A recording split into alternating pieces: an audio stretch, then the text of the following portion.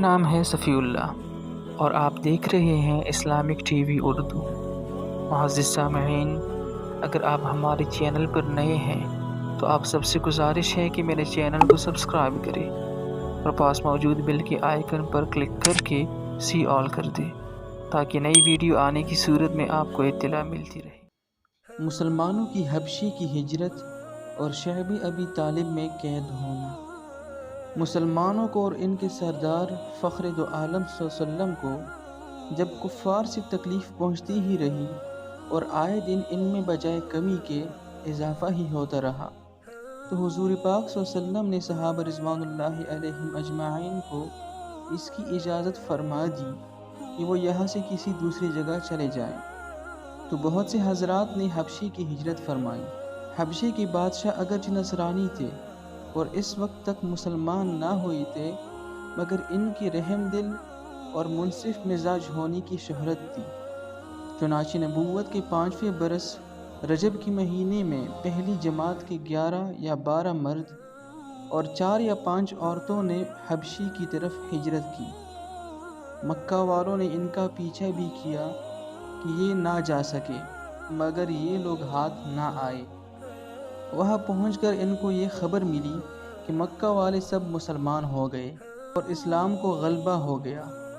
اس خبر سے یہ حضرات بہت خوش ہوئے اور اپنے وطن واپس آ گئے۔ مکہ مکرمہ کے قریب پہنچ کر معلوم ہوا کہ یہ خبر غلط تھی اور مکہ والے اسی طرح بلکہ اس سے بھی زیادہ دشمنی اور تکلیفیں پہنچانے میں مصروف ہیں، تو بڑی دقت ہوئی۔ ان میں سے بعض حضرات وہیں سے واپس ہو گئے اور بعض کسی کی پناہ لے کر مکہ مکرمہ میں داخل ہوئی۔ یہ حبشی کی پہلی ہجرت کہلاتی ہے۔ اس کے بعد ایک بڑی جماعت نے جو 83 مرد اور 18 عورتیں بتلائی جاتی ہیں، متفرق طور پر ہجرت کی اور یہ حبشی کی دوسری ہجرت کہلائی جاتی ہے۔ بعض صحابہ کرام رضوان اللہ علیہم اجمعین نے دونوں ہجرت ہی کی اور بعض نے ایک۔ کفار نے جب یہ دیکھا کہ یہ لوگ حبشے میں چین کی زندگی بسر کرنے لگے تو ان کو اور بھی غصہ آیا اور بہت سے تحفے تحائف دے کر نجاشی شاہ حبشہ کے پاس ایک وفد بھیجا، جو بادشاہ کے لیے بھی بہت سے تحفے لے کر گیا اور اس کے خواص اور پادریوں کے لیے بھی بہت سے ہدیے لے کر گیا۔ جا کر اول حکام اور پادریوں سے ملا اور ہدیے دے کر ان سے بادشاہ کے ہاں اپنی سفارش کا وعدہ لیا، اور پھر بادشاہ کی خدمت میں یہ وفد حاضر ہوا۔ اول بادشاہ کو سجدہ کیا اور پھر تحفے پیش کر کے اپنی درخواست پیش کی، اور رشوت خور حکام نے تائید کی۔ انہوں نے کہا کہ اے بادشاہ، ہمارے قوم کے چند بے وقوف لڑکے اپنے قدیمی دین کو چھوڑ کر ایک نئے دین میں داخل ہو گئے، جس کو نہ ہم جانتے ہیں نہ آپ جانتے ہیں، اور آپ کے ملک میں آ کر رہنے لگے۔ ہم کو شرفائے مکہ نے اور ان لوگوں کے باپ، چچا اور رشتہ داروں نے بھیجا ہے کہ ان کو واپس لائے، آپ ان کو ہمارے سپرد کر دے۔ بادشاہ نے کہا کہ جن لوگوں نے میری پناہ لی ہے، بغیر تحقیق ان کو حوالے نہیں کر سکتا۔ اول ان سے بلا کر تحقیق کر لوں، اگر یہ صحیح ہوا تو حوالے کر دوں۔ چنانچہ مسلمانوں کو بلایا گیا۔ مسلمان اول تو بہت پریشان ہوئے کہ کیا کرے۔ اللہ کے فضل اور اس کی مدد سے طے کیا کہ چلنا چاہیے اور صاف بات کہنی چاہیے۔ بادشاہ کے ہاں پہنچ کر سلام کیا۔ کسی نے اعتراض کیا کہ تم نے بادشاہ کو آداب شاہی کے موافق سجدہ نہیں کیا۔ ان لوگوں نے کہا کہ ہم کو ہمارے نبی صلی اللہ علیہ وسلم نے اللہ کے سوا کسی کو سجدہ کرنے کی اجازت نہیں دی۔ اس کے بعد بادشاہ نے ان سے حالات دریافت کیے۔ حضرت جعفر رضی اللہ تعالی عنہ آگے بڑھے اور فرمایا کہ ہم لوگ جہالت میں پڑے ہوئے تھے، نہ اللہ کو جانتے تھے نہ اس کے رسولوں سے واقف تھے، پتھروں کو پوجتے تھے، مردار کھاتے تھے، برے کام کرتے تھے، رشتے ناتوں کو توڑتے تھے، ہم میں کبھی ضعیف کو ہلاک کر دیتا۔ ہم اسی حال میں تھے کہ اللہ نے اپنا ایک رسول بھیجا، جس کی نسب کو، اس کی سچائی کو، اس کی امانت داری کو، پرہیزگاری کو ہم خوب جانتے ہیں۔ وحدہ لا شریک لہ کی عبادت کی طرف بلایا۔ اور پتھروں اور بتوں کی پوجنے سے منع فرمایا۔ اس نے ہم کو اچھے کام کرنے کا حکم دیا اور برے کاموں سے منع کیا۔ اس نے ہم کو سچ بولنے کا حکم دیا، امانت داری کا حکم دیا، صلہ رحمی کا حکم دیا، پڑوسی کے ساتھ اچھا برتاؤ کرنے کا حکم دیا، نماز روزہ صدقہ خیرات کا حکم دیا اور اچھے اخلاق کی تعلیم دی۔ زنا، بدکاری، جھوٹ بولنا، یتیم کا مال کھانا، کسی پر تہمت لگانا اور اس قسم کے برے اعمال سے منع فرمایا۔ ہم کو قرآن پاک کی تعلیم دی، ہم اس پر ایمان لائے اور اس کے فرمان کی تعمیل کی، جس پر ہماری قوم ہماری دشمن ہو گئی اور ہم کو ہر طرح ستایا۔ ہم لوگ مجبور ہو کر تمہاری پناہ میں اپنے نبی کے ارشاد سے آئے ہیں۔ بادشاہ نے کہا، جو قرآن تمہارے نبی لے کر آئے ہیں وہ کچھ مجھے بھی سنا دو۔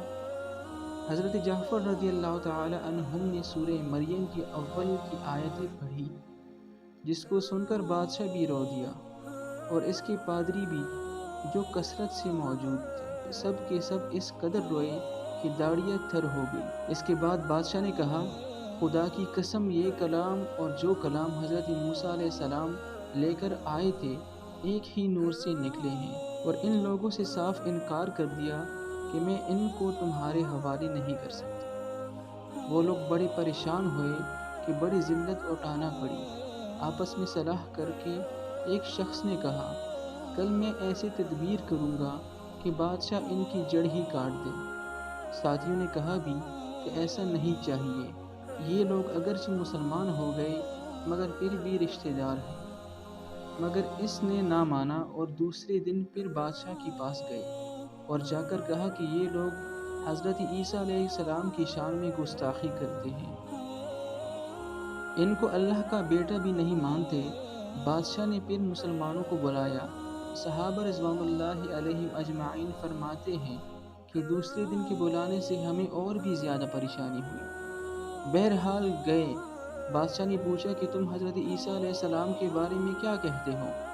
انہوں نے کہا کہ وہی کہتے ہیں جو ہمارے نبی صلی اللہ علیہ وسلم پر ان کی شان میں نازل ہوا کہ وہ اللہ کے بندے اور رسول ہیں، جس کو اللہ نے کنواری اور پاک مریم علیہ السلام کی طرف ڈالا۔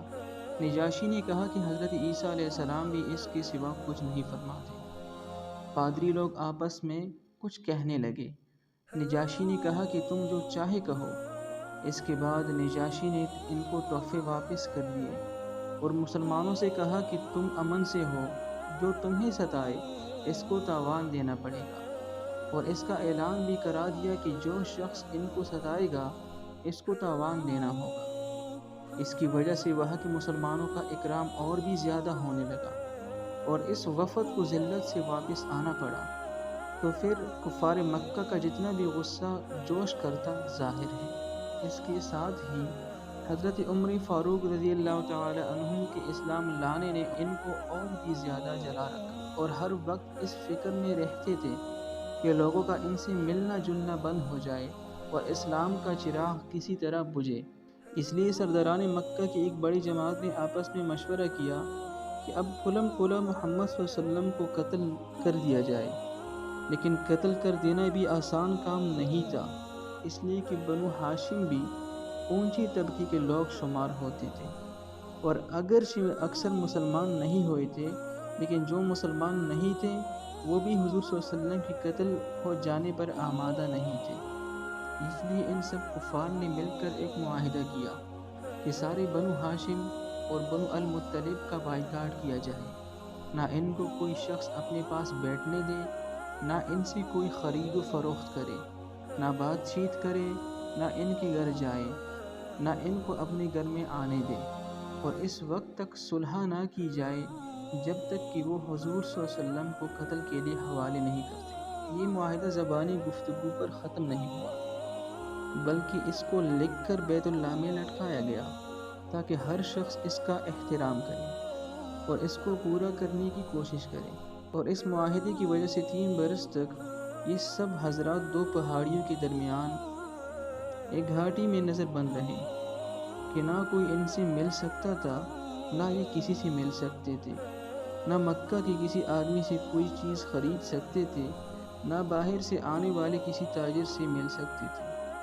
اگر کوئی شخص باہر نکلتا تو پیٹا جاتا، اور کسی ضرورت کا اظہار کرتا تو صاف جواب پاتا۔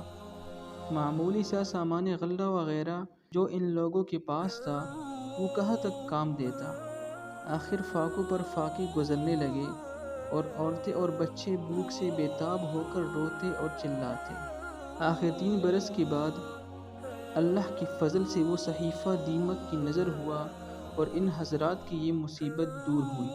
3 برس کا زمانہ ایسے سخت بائیکاٹ اور نظر بندی میں گزرا، اور ایسے حالات میں ان حضرات پر کیا کیا مشقتیں گزری ہوگی وہ ظاہر ہے۔ لیکن اس کے باوجود صحابہ کرام رضوان اللہ علیہم اجمعین نہایت ثابت قدمی کے ساتھ اپنے دین پر جمے رہے، بلکہ اس کی اشاعت فرماتے رہے۔ یہ تکلیفیں اور مشقتیں ان لوگوں نے اٹھائی ہیں جن کے آج ہم نام لیوا کہلاتے ہیں، اور اپنے آپ کو ان کا متبع بتلاتے ہیں اور سمجھتے ہیں۔ ہم لوگ ترقی کے باب میں صحابہ کرام رضوان اللہ علیہم اجمعین جیسے ترقیوں کے خواب دیکھتے ہیں، لیکن کسی وقت ذرا غور کر کے یہ بھی سوچنا چاہیے کہ ان حضرات نے قربانیاں کتنی فرمائیں، اور ہم نے دین کی خاطر، اسلام کی خاطر، مذہب کی خاطر کیا کیا۔ کامیابی ہمیشہ کوشش اور سعی کی مناسب ہوتی ہے۔